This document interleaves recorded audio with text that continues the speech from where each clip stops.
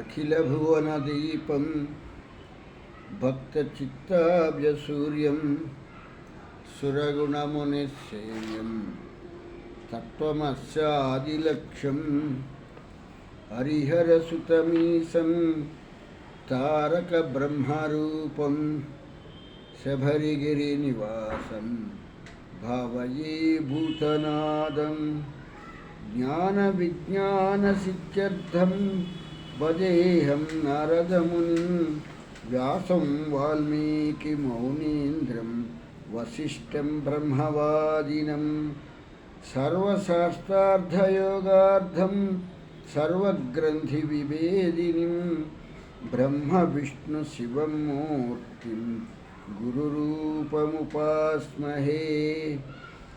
అస్మద్గురు సమారంభాం కృష్ణసాంధీపమధ్యమాం శ్రీమహాదేవ పర్యంతం వందే గురు పరంపరాం. స్వామియే శరణమయ్యప్ప. ప్రియమైన ఆత్మబంధువులారా, ఆశ్రితుల వారి సౌజన్యంతో మనం ఈ భక్తి అనేటువంటి కార్యక్రమాన్ని ప్రారంభించుకున్నాం. ఈ ప్రారంభించుకున్నటువంటి ఈ భక్తి కార్యక్రమంలో నారద భక్తి సూత్రాలని మనం అధ్యయనం చేయటం జరుగుతోంది. దేనికైనా కూడా ఒక ప్రాథమిక దశలో మాత్రమే ఈ సూత్రాలు అనేటువంటివి ఉంటాయి అనేటువంటి విషయాన్ని మనం తెలుసుకోవలసిన విషయము.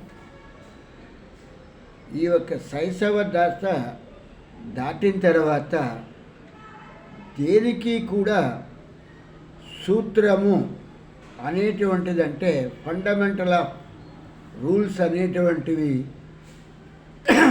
ఉండవు అనేటువంటి విషయాన్ని మనం గ్రహించవలసినటువంటి విషయం. ఏ విద్యలోనైనా దేనికి సంబంధించినటువంటి విషయమైనా కూడా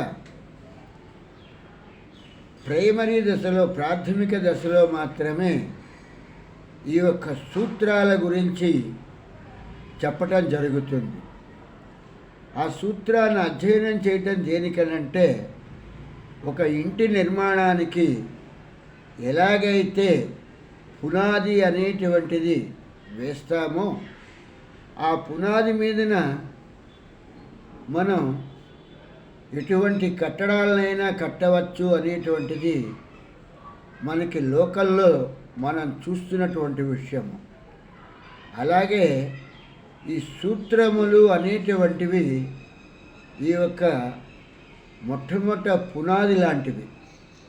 ఈ పునాదిని గట్టిపరుచుకున్నప్పుడు మాత్రమే ఎటువంటి కట్టడాన్నైనా మనం కట్టడానికి ఎలాగైతే భగవత్ ప్రాప్తిని పొందటానికి ఈ యొక్క సూత్రాలే దారి చూపిస్తాయి అనేటువంటి విషయాన్ని మనం మర్చిపోరానటువంటి విషయం. కనుక సూత్రానికి ఆ యొక్క ఫండమెంటల్ ఆఫ్ రూల్స్ అనేటువంటివి కొంతవరకు చెప్పిన తర్వాత, ఆ తర్వాత నుంచి వీటికి సూత్రము వర్తించదు, సూత్రము లేదు అని చెప్పటం జరుగుతూ ఉంటుంది.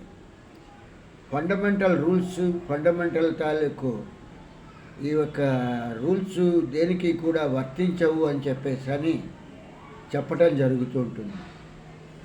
ఉదాహరణకి తీసుకున్నట్టయితే, ఒక కుటుంబ వ్యవస్థ అనేటువంటి దాన్ని తీసుకున్నట్టయితే, దానికి ఉదాహరణగా దానికి మొట్టమొదటి చెప్పేటువంటిది, కుటుంబము అంటే తల్లి, తండ్రి, భార్య, భర్త, పిల్లలు, బంధువర్గము, ఇవన్నీ ఉన్నటువంటి దాన్ని కుటుంబము అని అంటాము అని ఇది శైశవ దశలో,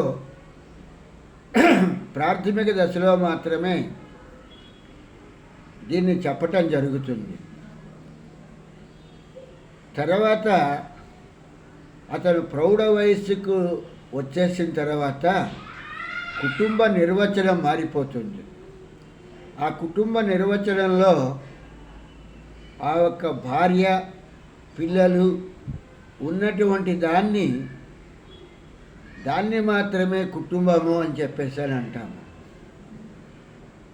ఆ తర్వాత ఆ యవ్వన దశ దాటిపోయిన తర్వాత కుటుంబము అనేటువంటి దానికి నిర్వచనము ఆ భార్య భర్త అనేటువంటి వాళ్ళు కలిసి ఉండటమే అనేటువంటి నిర్వచనాన్ని చెప్పటం జరుగుతుంది. అక్కడి నుంచి వానప్రస్థాశ్రమానికి వచ్చేసిన తర్వాత అక్కడ చెప్పేటువంటి సూత్ర ప్రమాణం మారిపోతుంది. ఒక గృహములో నివసిస్తూ ఆ భార్యాభర్త అనేటువంటి వాళ్ళు ఆ స్త్రీ పురుషులు ఉండటాన్నే కుటుంబము అని చెప్పేసి అంటాము. ఆ తర్వాత దశ దాటిన తర్వాత సన్యాసాశ్రమంలోకి వచ్చిన తర్వాత ఇప్పుడు మనం అందరం అనుకున్నట్టుగా సన్యాసాశ్రమము అనేటువంటి దాని నిర్వచనం ఏంటంటే ఈ స్త్రీలని పరిత్యజించటము అనేటువంటిది కాదు. సన్యాసాశ్రమంలో స్త్రీలని పరిత్యజించినంత మాత్రం చేతన ఆకలి దప్పుకలు అనేటువంటి వాటిని వీడు పరిత్యజించలేడు. కాబట్టి ఈ వ్యక్తి ఆ గృహములో ఉంటూ ఒక నిర్దిష్టమైన ప్రదేశంలో తను ఆ యొక్క ఆహార పదార్థాలని సమకూరుస్తూ ఆవిడ నివసించేటువంటి పరిస్థితిని దాన్ని కుటుంబము అని చెప్పేసి సన్యాసాశ్రమంలో కూడా చెప్పడం జరుగుతుంది.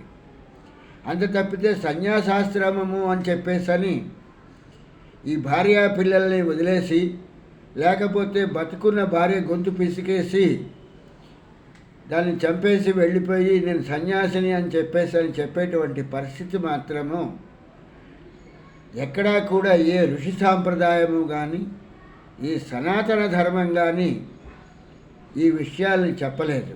సన్యాసము అనేటువంటిది భగవంతుని యందు అనురాగము కలిగి ఉండటమే తప్పితే భార్యా పిల్లల్ని విడనాడి తను ఒంటరిగా ఉంటూ ఆ భగవంతుణ్ణే పూజించాలి అనేటువంటి విషయాన్ని ఏ ఒక్క ధర్మశాస్త్రము చెప్పలేదు, సనాతన ధర్మం చెప్పలేదు.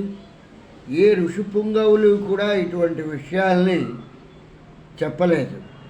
వశిష్ఠుల వారు కానీ, గౌతముడు కానీ, లేకపోతే యాజ్ఞవల్కుడు కానీ, మిగిలినటువంటి వాళ్ళందరూ కూడా వాళ్ళ కుటుంబాలతో ఉంటూనే ఆ భార్యా పిల్లలతో ఉంటూనే వాళ్ళు ఆ భగవంతుడి యందు అనురాగము ప్రేమ వాత్సల్యాలతో వాళ్ళు ఉన్నారు అనేటువంటి విషయాన్ని మనకి ప్రతి పురాణము చెప్తున్నటువంటి విషయమే.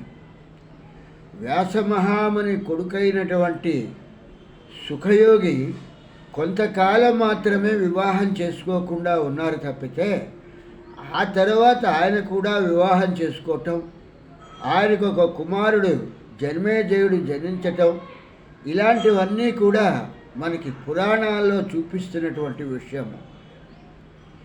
ఈ విషయాన్ని తీసుకునే ఈ సుమతీ శతక కర్త ఒక చక్కని పద్యాన్ని మనకి చెప్పటం జరుగుతోంది.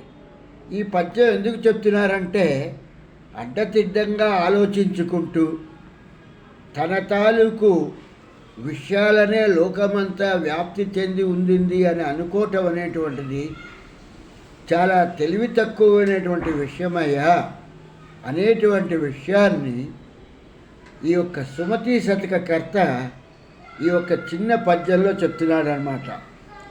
తన కలిమి ఇంద్రభోగము, తన లేమి సర్వలోక దారిద్ర్యంబున్, తన చావు జగత్ప్రళయము,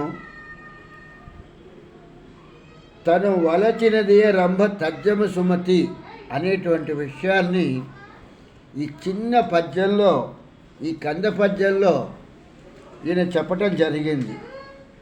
తనకి భగవంతుడి దయ వలన ధనముండి కావలసినటువంటి వస్తు సామాగ్రి అన్నీ ఉన్నప్పుడు నేనే ఇంద్రుణ్ణి, ఈ భోగాలన్నీ ఇంద్రభోగాలు, ఇవన్నీ నా మూలంగానే సృజించబడ్డాయి, నేనే దీనికి కర్తని అని చెప్పేసని ఈ మానవుడు చాలా విర్రవీగుతాడు అనేటువంటి విషయాన్ని ఈ సుమతి శతక కర్త చెప్తున్నారు. అలాగే తన లేమియే సర్వలోక దారిద్ర్యంబున్, తనకున్నటువంటి కష్టాలు కానీ తనకున్నటువంటి బీదరికం కానీ మొత్తం జగత్తంతా కూడా ఈ దరిద్రము, ఈ యొక్క లేమి అనేటువంటి దాంట్లో ఇమిడిపోయి ఉంది అనేటువంటి విషయాన్ని వ్యాపించి ఉంది. దీన్ని ఎవరు కూడా బాపలేడు, ఈ యొక్క కష్టాలను ఎవరు తీర్చలేరు అనేటువంటి భావము ఈ యొక్క మనుషుల్లో జనిస్తుంది అనేటువంటి విషయాన్ని ఈ సుమతీకర్త ఈ పద్యాన్ని రాసింత చక్కగా చెప్పడం జరుగుతోంది. తను చనిపోతే అదేదో జగత్ ప్రళయం అయిపోతుంది, తను లేకపోతే ఈ ప్రపంచానికి ఏదో చేటు వాటిల్లుతుంది అని చెప్పేసి అనుకోవటం అనేటువంటిది ఇది భావదరిద్రము అని చెప్పేసి అని అంటారు. తన మరణించినంత మాత్రం చేతన లోకం ఎక్కడా కూడా స్తంభించిపోదు. ఏ ఒక్క ప్రళయం వచ్చేసి ఈ ఒక్క జగత్తంతా కూడా నాశనం జరగదు. తన వరకు మాత్రమే తనకి ఆ మరణం వ్రాసి ఉంది కాబట్టి ఆ మరణంలో అతను ఆ ఒక దేహాన్ని వదలటం జరుగుతుంది తప్పితే మొత్తం జీవరాశులన్నీ కూడా దేహాలు వదిలేసి ఈ యొక్క జగత్ ప్రళయం అయిపోయింది అని చెప్పేసి వెళ్ళిపోతాయి అనేటువంటి విషయం కాదయ్యా. జగత్ ఉంటుంది, నీ యొక్క మరణం మాత్రమే సంభవిస్తోంది, నీకు మాత్రమే సంభవిస్తోంది మరణము అనేటువంటి విషయాన్ని ఇక్కడ సుమతి శతక కర్త ఎంతో చక్కగా చెప్పటం జరుగుతోంది. అలాగే తన వలచినదే రంభ, తను ఎవరినైతే చూస్తాడో ఆ చూసినటువంటిది ఈయన మొట్టమొదటే చెప్పడం జరిగింది. తన కలిమియ ఇంద్రభోగము అని చెప్పేసి అని అనుకోవటం, తనకున్నటువంటి ఈ ధనము, ఈ వస్తు సామాగ్రిని చూసి తను ఎలాగైతే ఇంద్రుణ్ణి అని చెప్పేసి అని భ్రమిస్తున్నాడో, అలాగే తను వలచినది, తను ఇష్టపడినటువంటి అమ్మాయి ఎవరైతే ఉన్నారో ఆ అమ్మాయి రంభతో సమానము. మిగిలిన వాళ్ళందరూ రంభలు కాదనమాట. మిగిలిన వాళ్ళందరూ అందవిహీనులు, లేకపోతే మిగిలిన వాళ్ళందరూ అనాథలు అన్నట్టుగాను అంగవైకల్యం కలిగిన వాళ్ళు అనేటువంటి భావన ఈ మానవుడిలో ఇటువంటి భావప్రాప్తి కలుగుతుంది అనేటువంటి విషయాన్ని ఈ సుమతి శతక కర్త ఎంతో చక్కగా ఈ యొక్క పద్యాన్ని రాయటం జరిగింది. తన కలిమే ఇంద్రభోగము, తన లేమి సర్వదారిద్రంబున్, తన చావు జగత్ప్రళయము, తను వలచినదే రంభ తథ్యము సుమతి అని చెప్పేసని ఈ యొక్క సుమతి శతక కర్త ఈ యొక్క పద్యాన్ని ఇంత చక్కగా చెప్పటం జరిగింది. తను చేసేటువంటిదే పూజ, తను ఆరాధించేటువంటి ఆరాధనే భగవత్ ఆరాధన, తను ప్రవర్తించేటువంటి ప్రవర్తనే భగవంతుడికి ప్రీతి అయినటువంటిది. తను చేసేటువంటి ధ్యానమో తపస్సో ఇవి భగవంతుడి గురించినటువంటి జగత్తుకి కళ్యాణ కారణమైనటువంటివని వీడు భావిస్తూ ఉంటాడు. అలాగే తను ఏ ఒక్క రూపాన్ని తీసుకుని తను ఆరాధిస్తున్నాడో పూజిస్తున్నాడో ఆ పూజించేటువంటి రూపమే ఈ జగత్తునంతా కూడా రక్షిస్తోంది, ఈ జగత్తంతటికీ కూడా మూల కారణమై ఉంది. ఈ జగత్తు అంతటికీ కూడా ఈ చావు పుట్టుకలన్నింటికీ కూడా ఈ జనన మరణాలన్నింటికీ కూడా తను ఆరాధించేటువంటి ఆ దేవత మాత్రమే కారణభూతమవుతోంది అని చెప్పని అజ్ఞానాంధకారంలో ఈ మానవుడు భావప్రాప్తిలో ఉంటాడు. వీటన్నింటికన్నా ముఖ్యమైనటువంటి విరాట్ పురుషుడు ఉన్నాడు. ఆ విరాట్ పురుషుడు అనేటువంటి వాడి మూలంగా ఉదాహరణకి ఒక వృత్తాన్ని తీసుకుని ఆ వృత్తాన్ని 2 భాగాలు చేసి పై భాగంలోనేమో పురుషుడు అంటున్నాము, కింద భాగంలోనేమో ప్రకృతి, మూల ప్రకృతి అని చెప్పేసి అని అంటున్నాము. అంటే మళ్ళీ మూల ప్రకృతి అని అనటానికి గల కారణం ఏంటంటే పరాప్రకృతి అపరాప్రకృతి అనేటువంటివి మళ్ళీ ప్రకృతిలో నుంచే 2 తీసుకుని చెప్తున్నాం కాబట్టి ప్రకృతి అంటే మళ్ళీ అర్థమవుతుందో అర్థం కాదు అనేటువంటి దృక్పథంతో మూల ప్రకృతి అనేటువంటి దానికి ఒక స్టాంపింగ్ లాగా వేసి దానికి ఒక గుర్తుగా మనం చెప్తున్నాము. కానీ ఈ యొక్క ప్రకృతి కూడా ఈ యొక్క ప్రళయమైనప్పుడు ఆ యొక్క విరాట్ పురుషుడిలోనే కలిసిపోతుంది. ఈ విరాట్ పురుషుడు ఈ ప్రకృతి కలిసి ఆ వృత్తంలో ఫీల్డ్ ఎనర్జీగా మాత్రమే ఉంటారు, ఒక శక్తి స్వరూపంగా మాత్రమే ఉంటారు. అక్కడ పురుషుడు ఉండడు, అక్కడ మూల ప్రకృతి ఉండదు, ఒక వృత్తం మాత్రమే మిగులుతుంది తప్పితే ఆ వృత్తంలో ఈ పురుషుడని కానీ ఈ యొక్క మూల ప్రకృతి అని కానీ ఏ ఒక్కటి కూడా ఉండదు. ఆ బిందువు నుంచి 360 డిగ్రీల కేంద్రీకృతమైనప్పుడు బిందువు చుట్టూతో ఒక వృత్తం వస్తుంది తప్పితే వృత్తం మధ్యలో బిందువు రావట్లేదు, బిందువు చుట్టూతో వృత్తం వస్తుంది. దీన్ని అర్థం చేసుకుంటే ఈ యొక్క జీవరాశుల సిద్ధాంతము అనేటువంటి జీవుల యొక్క సిద్ధాంతము మనకి అర్థమవుతుంది. అంటే ఈ వృత్తంలో నుంచి ఎలాగైతే పురుషుడు వచ్చి ఆ ఒక్క పురుషుడిలో నుంచి మూల ప్రకృతి వచ్చి మూల ప్రకృతి ఎలాగైతే అపరాప్రకృతి పరాప్రకృతి కింద ఎలాగైతే విడిపోతుందో ఇవన్నీ కూడా ఎందులో నుంచి వస్తున్నాయి? బిందువులో నుంచే వస్తున్నాయి. బిందువు లేకుండా మాత్రము ఇవి రావటం లేదు అనేటువంటి విషయాన్ని మనం గ్రహించిన రోజునాడు మనకి మొత్తం విషయం అంతా కూడా అర్థమవుతుంది. అంతవరకు కూడా మనం ఏమనుకుంటామంటే తన కలిమియ ఇంద్రభోగము, తన లేమియ సర్వ లోక దారిద్ర్యము, తన చావు జగత్ప్రళయము, తన వలచినదే రంభ తర్జమ సుమతి అనేటువంటిది మనకి మనంగా ఇది నిర్ణయించుకుంటాం, డిఫైన్ చేసుకుంటూ ఉంటాం తప్పితే అంతకు మించి మనం ఆ వృత్త పరిధిని దాటిన తర్వాత, ఆ బిందువును దాటిన తర్వాత వృత్తం కూడా ఎంత దూరం వస్తుంది? ఒక పరిధి వరకు మాత్రమే వృత్తం వస్తుంది, బిందువు మాత్రము అక్కడే ఉంటుంది. వృత్తం మాత్రమే వ్యాకోచం చెందుతూ ఉంటుంది, వ్యాప్తి చెందుతూ ఉంటుంది. వ్యాకోచము అనగా వ్యాప్తి చెందుతుంది అనేటువంటిది. ఈ బిందు స్థానంలో నుంచి ఈ వృత్తము వ్యాప్తి చెందుతూ ఉంటుంది. ఎంత దూరం వెళ్తుంది ఈ వ్యాప్తి అనేటువంటి దానికి బిందువుని బట్టి దాని తాలూకు వ్యాప్తి అనేటువంటిది ఆధారపడుతుంది తప్పితే వృత్తాన్ని బట్టి బిందువు ఆధారపడదు అనేటువంటి విషయము ఇక్కడ గ్రహించవలసినటువంటి ముఖ్యమైనటువంటి విషయము.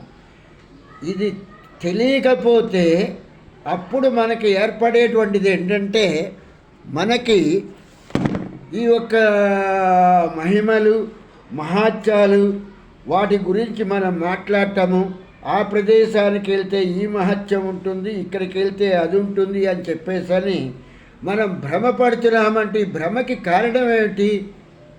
ఈ వృత్త పరిధి లోపల మనం ఉండి వ్యాపించి ఉండటం మూలంగా మాత్రమే మనం ఈ పరిధిలో ఉండి మాత్రమే మనం మాట్లాడుతాం. పరిధి దాటి ఎక్కడా కూడా మనం మాట్లాడలేదు. ఈ పరిధిలో ఉన్నప్పుడు ఇక్కడ ఈ లలితా శాస్త్రంలో ఈయన చెప్పుకొస్తారనమాట. పరిధి ఎలా ఆకర్షిస్తుంది, ఆ ఫీల్డ్ ఎనర్జీ ఎలాగుంది అన్న దానికి ఏంటంటే కామాకర్షిణి, బుద్ధాకర్షిణి, అహాకర్షిణి, శబ్దాకర్షిణి, స్పర్శాకర్షిణి, రూపాకర్షిణి, రసాకర్షిణి, గంధాకర్షిణి, చిత్తాకర్షిణి, ధైర్యాకర్షిణి, స్మృత్యాకర్షిణి, నామాకర్షిణి, బీజాకర్షిణి, ఆత్మాకర్షిణి, అమృతాకర్షిణి, శరీరాకర్షిణి అని చెప్పేసని ఈ ఆకర్షణలన్నింటికీ కూడా కేంద్ర బిందువు అయినటువంటి వృత్తంలో ఉన్నప్పుడు మాత్రమే మనం వీటిని ఆలోచిస్తాము. నా శరీరం చాలా అందంగా ఉంది, నేను చాలా అందంగా ఉన్నాను, నేను చాలా తెలివైన వాడిని, నేను చాలా విద్యావంతుణ్ణి, నేను చాలా ధనవంతుణ్ణి, నాకు ఇంత అధికారం ఉంది. ఇవన్నీ ఎక్కడి నుంచి వస్తున్నాయి? బిందు స్థానంలో నుంచి వృత్తంలో ఉన్నప్పుడు మాత్రమే వస్తున్నటువంటి ఆకర్షణ తప్పితే వృత్త పరిధిని దాటిన తర్వాత ఈ ఆకర్షణలు ఏవి ఉండవు. ఈ వృత్తంలో ఉన్నప్పుడు మొట్టమొదటిగా వచ్చేటువంటిది ఏంటయ్యా అంటే కామాకర్షిణి అని చెప్పేసి అని అంటాము. కామము అంటే దేహానికి సంబంధించినటువంటిది. ఈ దేహానికి సంబంధించినటువంటి ఏ ఒక్కటైనప్పటికీ కూడా అది కామానికి సంబంధించినటువంటి వస్తువు అని చెప్పని ఆ కామానికి కావలసినటువంటివి, ఆ దేహానికి కావలసినటువంటివి ఏవైతే ఉంటాయో వాటిని వీడు పొందటమే కోరిక అనేటువంటి దానికి ఈ కామము అనేటువంటి దాంట్లో చెప్పి దీనికి కోరికలు అనేటువంటి వాటిని చెప్పటం జరిగింది. ఈ యొక్క సుమతి శతకంలో ఆయన చెప్పినట్టుగా తన వలచినదే రంభ అన్నట్టుగా తను ఎవరినైతే కావాలనుకుంటున్నాడో, తను ఏ వస్తువునైతే పొందాలనుకుంటున్నాడో, తనకి ఏది కావాలనుకుంటున్నాడో ఆ ఒక కావాలనుకునేటువంటి దాన్ని మాత్రమే కోరిక అని చెప్పటం జరిగింది. ఆ కోరిక ఎందులోంచి వస్తుంది అని అంటే ఈ ఒక కామము అనేటువంటి ఆకర్షణలో నుంచి మాత్రమే వస్తుంది. దీనికి కారణం ఎవరయ్యా అంటే బుద్ధాకర్షిణి. ఈ బుద్ధి ఉందే, ఈ బుద్ధి ఈ యొక్క ఆకర్షణ, ఈ ఫీల్డ్ ఎనర్జీలో ఈ ఒక బిందు స్థానం నుంచి వృత్త పరిధిలో ఉన్నప్పుడు మాత్రము దీనికి ఏమవుతుందంటే ఈ దేహంలో మాత్రమే ఉన్నప్పుడు మాత్రమే బుద్ధి పనిచేస్తుంది. దేహాన్ని దాటి బుద్ధి బయటకు వచ్చేసిన తర్వాత, ఆత్మతో కలిసి బుద్ధి బయటకు వచ్చేసిన తర్వాత దానికి ఇంకా ఏ ఆకర్షణలు కూడా ఉండవు అనేటువంటి విషయం మనం గ్రహించవలసినటువంటి విషయం. ఇది దేహంలో ఉన్నప్పుడు మాత్రమే బుద్ధి ఆకర్షణని కోరుకుంటుంది, మహత్యాలని కోరుకుంటుంది, మహిమల్ని కోరుకుంటుంది, మహాత్ముల్ని కోరుకుంటుంది, దైవాన్ని కోరుకుంటుంది. ఆ ఒక్క దేవాలయానికి వెళ్ళాలి, అక్కడ ఉన్నటువంటి ఆ ఒక్క శక్తి ఏమిటో చూడాలి అనేటువంటి పరిస్థితిని ఈ బుద్ధి కోరుకుంటుంది అనేటువంటి విషయాన్ని ఈ యొక్క లలితా సహస్రంలో, ఈ యొక్క ఖడ్గమాల స్తోత్రంలో ఈ విషయాన్ని చెప్పటం జరిగింది. అహం ఆకర్షిణి, నేను ఇంతవాడిని అనేటువంటి ఈ ఆకర్షణ కూడా ఎందులో ఉంది? ఈ దేహంలోనే ఉంది. ఈ వృత్త పరిధిలో మాత్రమే ఉంది. వృత్తం దాటిన తర్వాత అహంకారం లేదు. ఈ దేహాన్ని దాటి బుద్ధి బయటికి వెళ్ళిపోయిన తర్వాత, ప్రాణము జీవుడు వెళ్ళిపోయిన తర్వాత అహంకారం దేనికి ఉంటుంది? ఆ ప్రాణానికి లేదు, ఇంకో దానిలోకి వెళ్ళిపోతుంది, ఏదో ఒక జీవరాశిలోకి వెళ్ళిపోతుంది. ఆ జీవరాశిలోకి వెళ్ళిపోయినప్పుడు అక్కడ అహం ఏముంటుంది? కనుక అక్కడ అహము అనేటువంటిది ఉండదు. శబ్దాకర్షిణి. ఇక ఈ శబ్దాకర్షణకి వచ్చేటప్పటికి నేను వేదాన్ని చదువుకున్నాను, నేను శాస్త్ర పండితుడిని, నాకు ఈ శబ్దాన్ని ఇలా పలకటం వచ్చు, ఈ శబ్దాన్ని ఇలా పలకాలి అనేటువంటి ఆకర్షణలో ఉండిపోతాడు. కానీ శబ్దానికి మూలభూతమైనటువంటి ధ్వని దగ్గరికి వీడు వెళ్ళలేడు. ఎంతసేపు శబ్దాల్ని పట్టుకుని ఆ శబ్ద తరంగాల్ని పట్టుకుని ఆకర్షిస్తూ ఒక వీణ వాయిస్తున్నా, ఒక ఫిడేలు వాయిస్తున్నా, ఒక మృదంగం వాయిస్తున్నా వాటికి వీడు ఆకర్షించబడుతున్నాడు తప్పితే ఈ శబ్దంకి ముందరున్నటువంటిది ఏంటి? ఆ ధ్వని అనేటువంటిది. ధ్వని ఎలా ఉత్పన్నమైంది? ధ్వనిని ఎవరూ పుట్టించాం. శబ్దాన్ని పుట్టించవచ్చు కానీ ధ్వనిని పుట్టించటానికి ప్రకృతిలో నుంచి వస్తుంది తప్పితే ధ్వనిని ఎవరూ క్రియేట్ చేయలేము. ధ్వని ఎప్పుడు కూడా క్రియేట్ చేసేటువంటి పదార్థం కాదు. అది ప్రకృతి సిద్ధమైనటువంటి మూల ప్రకృతిలో నుంచి పరాప్రకృతిలోకి వచ్చినప్పుడు మాత్రమే ధ్వని ఉద్భవిస్తుంది అనేటువంటి విషయాన్ని మనం గ్రహించవలసినటువంటి విషయం. అలాగే రూపాకర్షిణి. నేను చాలా అందంగా ఉన్నాను, ఆకర్షించబడుతున్నాను, లేకపోతే ఈ యొక్క సుమతి శతక కర్త చెప్పినట్టుగా తన వలచలిదే రంభ అని చెప్పేసి దాని అందచందాలు చూసి ఆ దేహ సౌష్ఠవ్యాన్ని చూసి వీడు ఆకర్షించబడి దాన్ని మోహించి ఆకర్షించడానికి వీడు ప్రయత్నం చేస్తున్నాడు. ఎక్కడ? ఈ ఫీల్డ్లో ఉన్నప్పుడు మాత్రమే చేస్తున్నాడు. ఫీల్డ్ దాటిపోయిన తర్వాత దేహం తర్వాత ఏముంటుంది? దేహంలో నుంచి ప్రాణం బయటకు వచ్చేసిన తర్వాత, జీవుడు బయటకు వచ్చిన తర్వాత ఈ ఆకర్షణ అనేటువంటిది జీవుడికి లేదు. ఆకర్షణ ఎవరికి ఉందయ్యా అంటే దేహానికి మాత్రమే ఉంది. ఇది దేహానికి ఎవరు కల్పిస్తున్నటువంటి భ్రమ? బుద్ధి కల్పిస్తున్నటువంటి భ్రమ అనేటువంటి విషయాన్ని గ్రహించిన నాడు అప్పుడు ఈ రూపాకర్షణ అనేటువంటి దాన్ని మనం విస్మరించడం జరుగుతుంది అనేటువంటి విషయాన్ని తెలుసుకోవాల్సినటువంటి విషయము.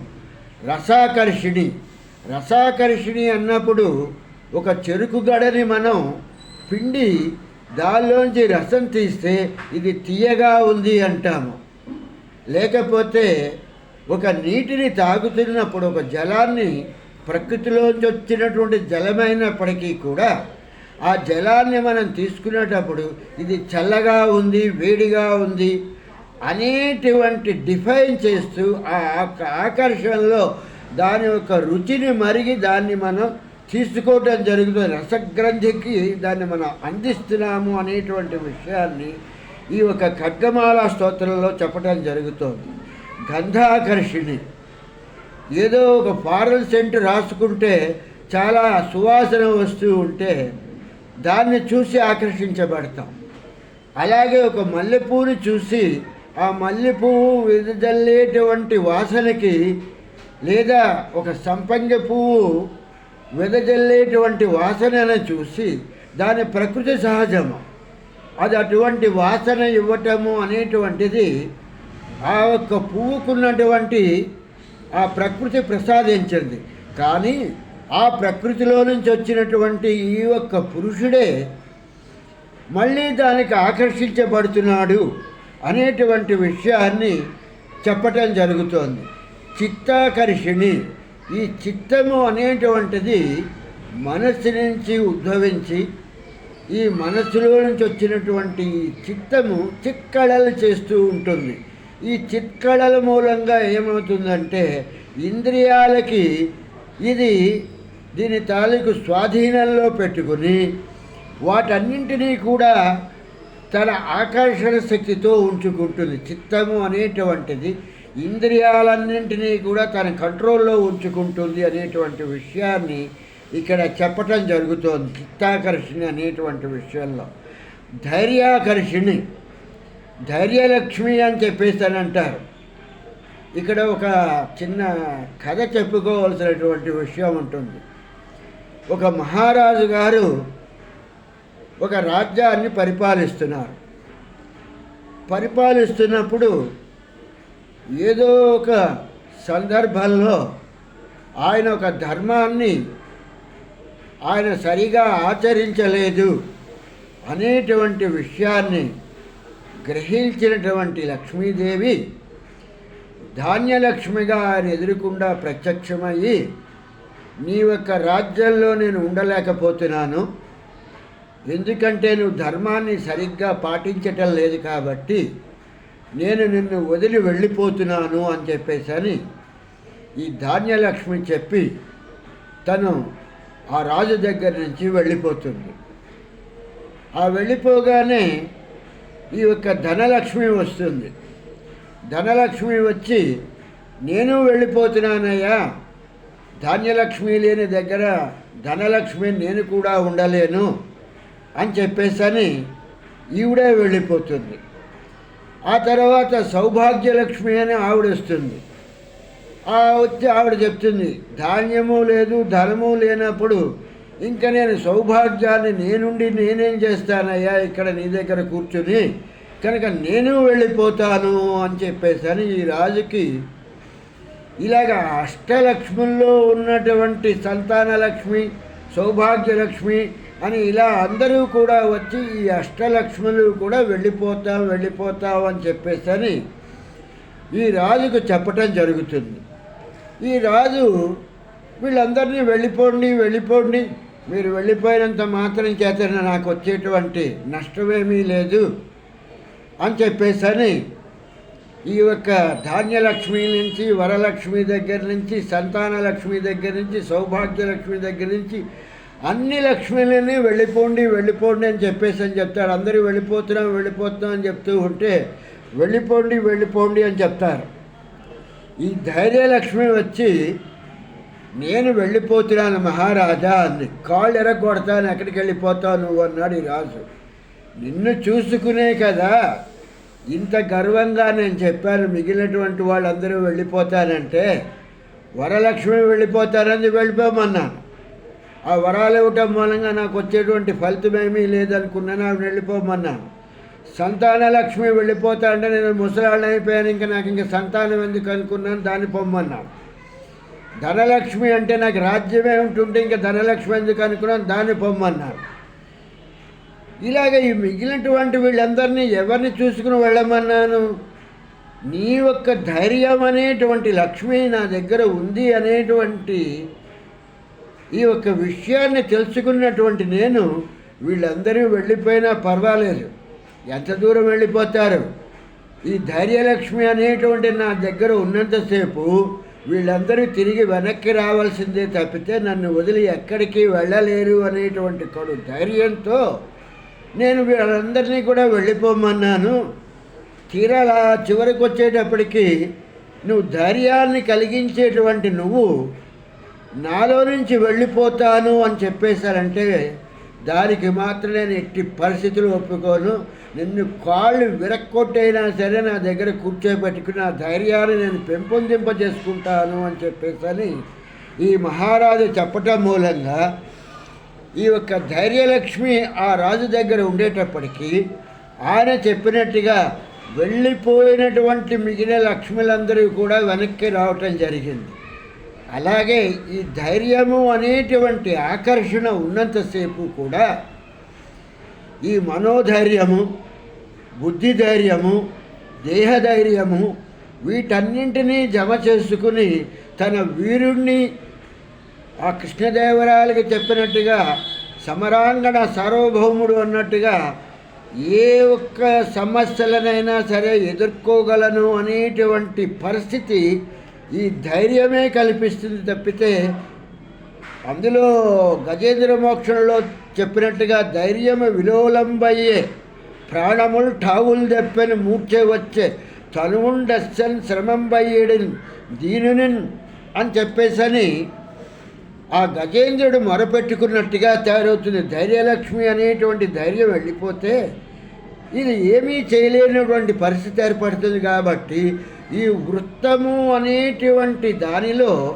ఈ ఫీల్డ్ ఎనర్జీ అనేటువంటి ఈ ఫీల్డ్ తాలూకు బలమంతా కూడా దేని మీద ఆధారపడింది?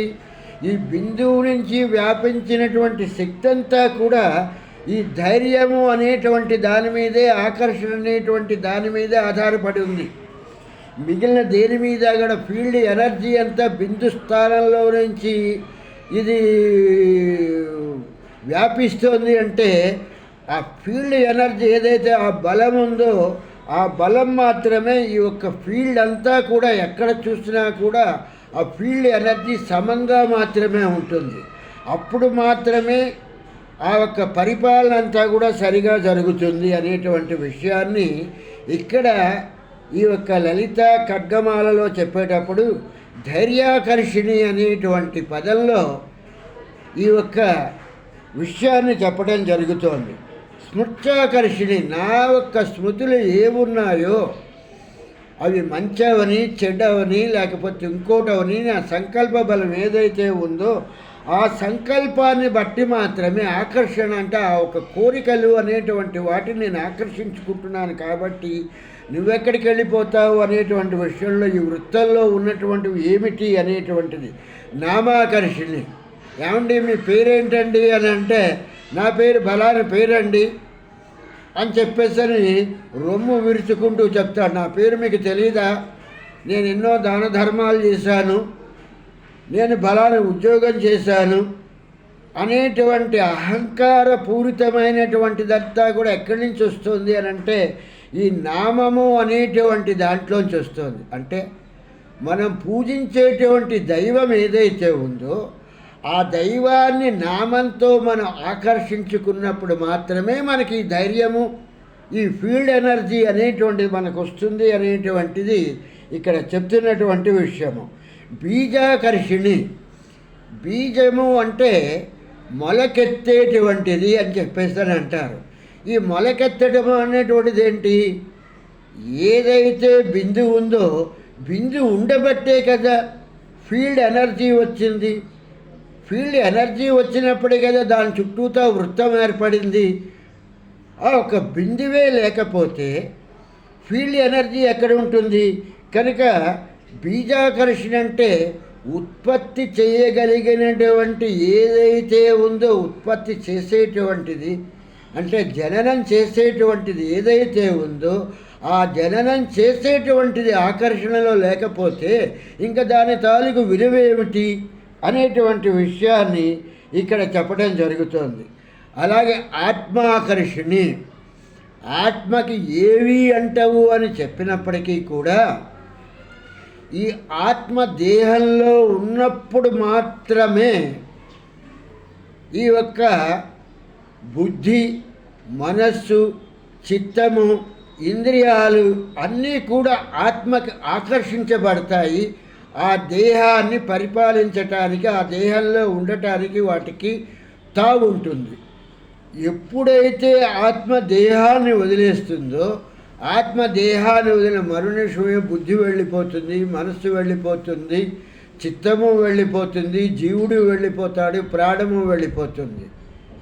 కనుక ఇక్కడ ఈ యొక్క ఆత్మ అనేటువంటి దాని తాలూకు తత్వం అంటే ఏంటి? బిందువులో ఉన్నటువంటి ఫీల్డ్ ఎనర్జీ, ఆ యొక్క వృత్తము ఇవన్నీ ఉంటేనే ఆ యొక్క విజన్ కల్పిస్తుంది అనేటువంటి విషయాన్ని చెప్తాను. ఇవన్నీ కలిపినప్పుడే ఇదేనయ్యా అమృతాకర్షిణి. ఈ యొక్క ఆత్మ ఎలాగైతే దేహాన్ని ఆకర్షించుకుని దీనికి ఆయుష్ ప్రమాణాన్ని ఇస్తూ ఈ యొక్క పనులన్నింటినీ జరిపిస్తుందో దాన్ని మాత్రమే అమృతతత్వము అంటారు. మృతము లేనటువంటిది అంటే మరణము లేనటువంటిది, నశించినటువంటిది. ఆత్మ ఉన్నంతసేపు మాత్రమే ఇవి నశించవు. బుద్ధి నశించదు ఆత్మ ఉన్నప్పుడు, మనస్సు నశించదు బుద్ధి ఉన్నప్పుడు, ఈ యొక్క చిత్తము నశించదు బుద్ధి ఉన్నప్పుడు. కానీ ఈ బుద్ధిని కంట్రోల్ చేసేది ఎవరు? ఆత్మ. ఆత్మ వెళ్ళిపోగానే మొత్తం అంతా కూడా ఈ యొక్క దేహం అనేటువంటిది మిగిలిపోతుంది. మిగిలినవన్నీ బయటికి వెళ్ళిపోతాయి. వృత్త పరిధి దాటిపోయిన తర్వాత వాటి లక్షణాలు మారిపోతాయి అనేటువంటి విషయాన్ని తీసుకుని శరీరాకర్షిణి అనేటువంటి దాంట్లో ఇవన్నీ కూడా శరీరంలో ఆకర్షణ చేయబడి ఉన్నాయి కదా. ఆత్మ కానీ, బుద్ధి కానీ, జీవుడు కానీ, ప్రాణం కానీ, మనస్సు కానీ, చిత్తం కానీ, ఇంద్రియాలు కానీ అనేటువంటి విషయాన్ని ఈ దేవీ ఖడ్గమాలలో చెప్పినటువంటి ఒక ముఖ్యమైనటువంటి రహస్యానికి సంబంధించినటువంటి విషయము. దీన్ని మామూలుగా మనం చదివేటప్పుడు ఎలా చదువుతామంటే కామాకర్షిణి, బుద్ధాకర్షిణి, అహాకర్షిణి, శబ్దాకర్షిణి, స్పర్శాకర్షిణి, రూపాకర్షిణి, రసాకర్షిణి, గంధాకర్షిణి, చిత్తాకర్షిణి, ధైర్యాకర్షిణి, స్మృత్యాకర్షిణి, నామాకర్షిణి, బీజాకర్షిణి, ఆత్మాకర్షిణి, అమృతాకర్షిణి, శరీరాకర్షిణి, సర్వసార పరిపూరక చక్రస్వామిని అని చెప్పని పూర్తి చేస్తాడు. ఆ చివరికి వచ్చేటప్పటికి ఇది ఒక చక్రమయ్యా, ఇది ఒక వృత్తము.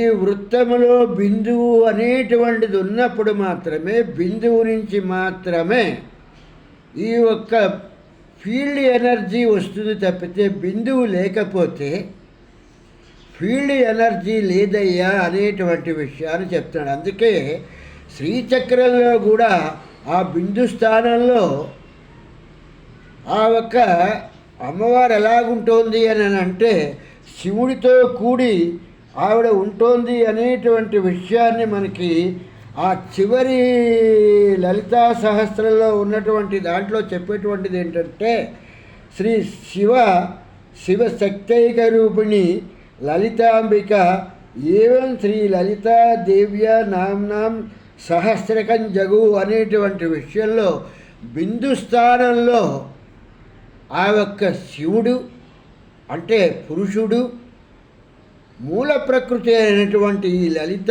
ఉన్నారు ఆ బిందువులో. ఆ బిందువులో ఉన్నప్పుడు మాత్రమే, బిందువు నుంచి మాత్రమే ఈ ఒక వృత్తం ఏర్పడుతోంది.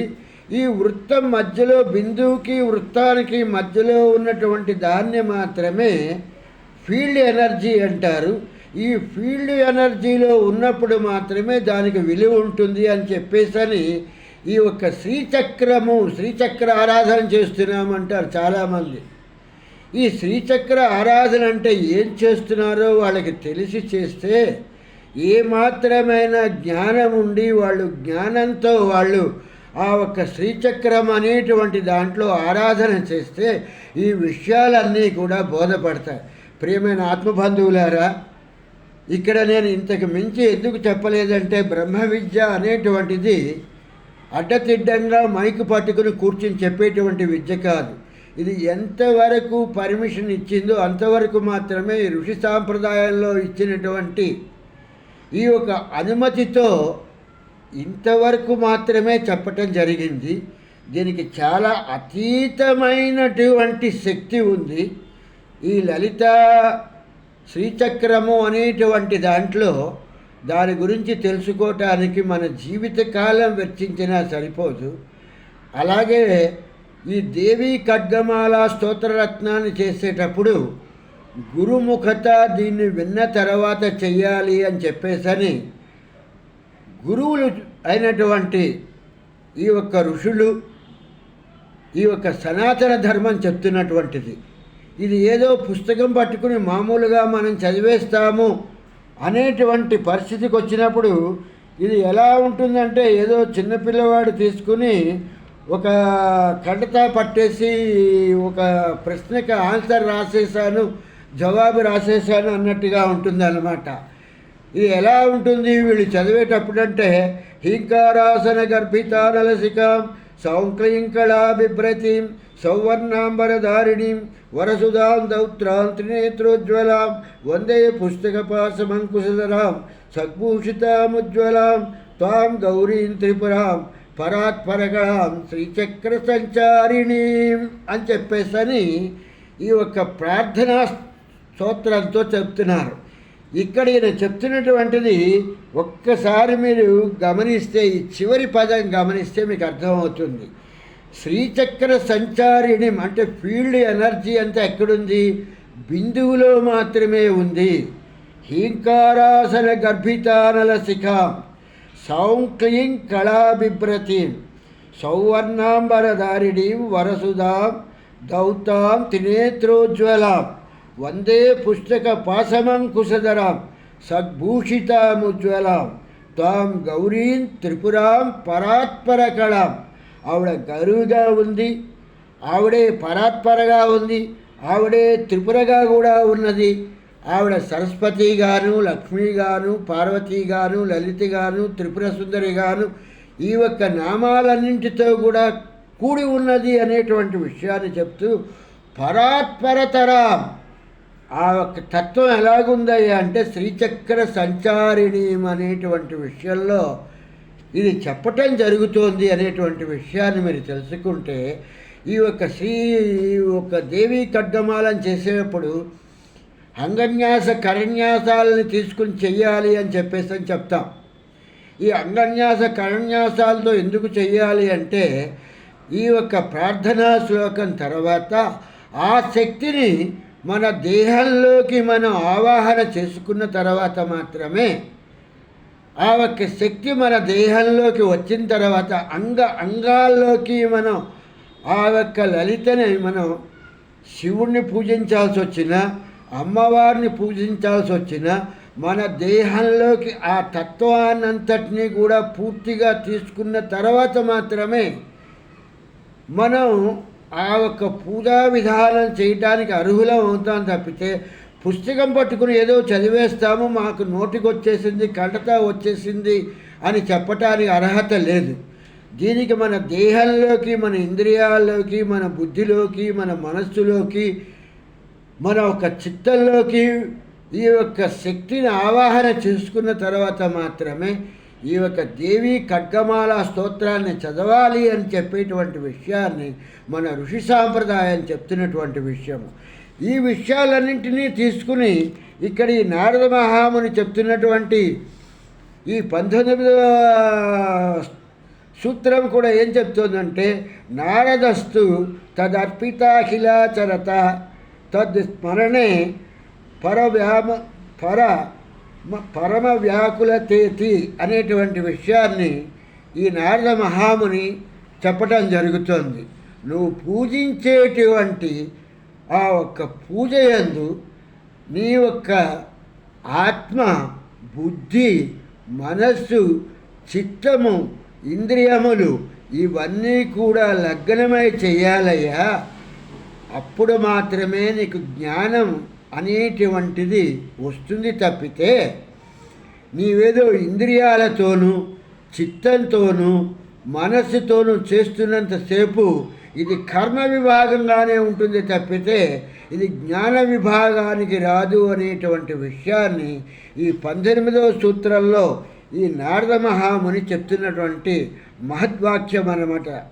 నారదస్తు తదర్పితాఖిల చరత తద్ స్మరణే పరమ వ్యాకులతేతి అనేటువంటి విషయాన్ని చెప్పటం జరుగుతోంది. కాబట్టి మరొక్కసారి మీరందరూ కూడా ఈ చెప్పినటువంటి ఈ యొక్క మాటల్ని తీసుకుని మీరు ఆ నారద భక్తి సూత్రాల్లో ఆ 19వ సూత్రాన్ని చదువుతూ మీరు కూడా ఈ యొక్క దేవీ ఖడ్గమాల స్తోత్రంలో నేను చెప్పినటువంటివి ఒకసారి అధ్యయనం చేయండి. మీరు అధ్యయనం చేసినప్పుడు మాత్రమే విద్యార్థికి ఆ ఒక క్లాస్ రూమ్లో ఆ ఒక ఉపాధ్యాయుడి పాఠాలు చెప్తాడు. ఆ పాఠం వినేసి వచ్చేసి నాకేదో జ్ఞానం వచ్చిందంటే జ్ఞానం రాదు. ఆ రోజు చెప్పిన పాఠాన్ని ఆ విద్యార్థి ఆ రోజు చదువుకుంటే మాత్రమే పాఠం వస్తుంది తప్పితే ఉత్తినే ఏదో వినేస్తే పాఠం వచ్చేస్తుంది అనుకోవటం అసంభవమైన విషయం. కాబట్టి మీరు ఇటువంటి విషయాల్ని గ్రహించి మీరు కూడా ఈ యొక్క లలిత సహస్రనామాలు చదివేటప్పుడు వాటి భావాలని వాటి అర్థాలని కూడా తెలుసుకోవటానికి ప్రయత్నిస్తారని చెప్పేసి అనుకుంటూ స్వామి శరణం స్వామి శరణం స్వామియే శరణమయ్యప్ప.